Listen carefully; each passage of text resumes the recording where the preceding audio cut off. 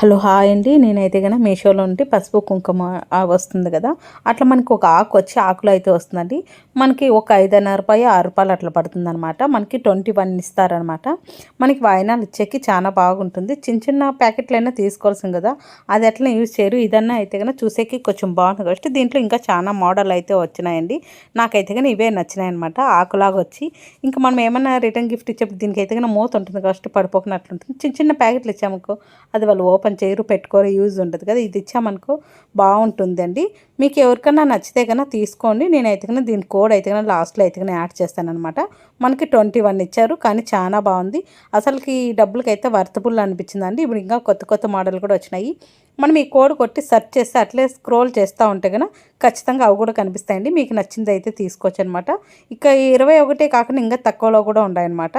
మీకు తక్కువ వచ్చినట్టు కూడా తీసుకోవచ్చు. ప్రైజ్ అయితే కనుక 125 అండి. ఓకే అండి, బాయ్ అండి.